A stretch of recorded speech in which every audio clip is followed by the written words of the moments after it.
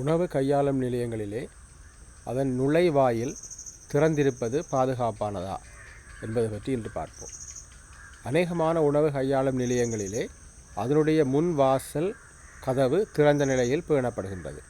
இவ்வாறு பேணப்படுவதால் அங்கு இலகுவாக தூசுகளும் வேறு இலையான் போன்ற நோய்களை காவக்கூடிய உயிரினங்களும் உள்ளே வந்து போவதற்கான வாய்ப்பு கிடைக்கின்றது.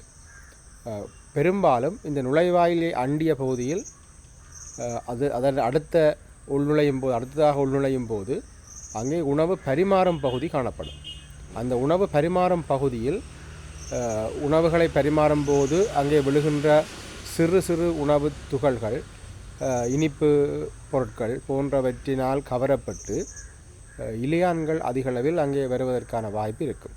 அதேபோல் தெருவால் பயணிக்கின்ற வாகனங்களின் ஊடாக அல்லது காற்று வீசும்போது வருகின்ற விசை காரணமாக தூசுகள் கிளம்பி அவையும் உணவு கையாளர் நிலையத்தின் உள்ளே வந்து உணவு பரிமாறும் பகுதியில் உள்ள உணவுகளை மாசுபடுத்துவதற்கான வாய்ப்பை அதிகரிக்கும்.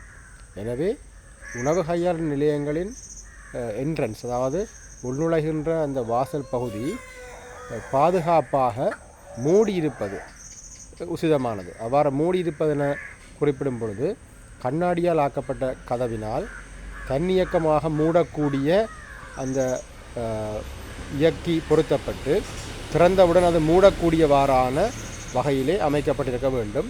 அவ்வாறு அமைக்கப்படாத பட்சத்தில் விண்ஸ்கிரீன் என சொல்லப்படுகின்ற காற்று வீசிக்கொண்டிருக்கும் அந்த வாசலை நோக்கி கீழ் நோக்கி வேகமாக காற்று வீசுகின்ற ஒரு கருவியை பொருத்துவதனூடாகவும் தூசு இலையான் உள்ளே வருவதை தடுத்து கொள்ள முடியும்.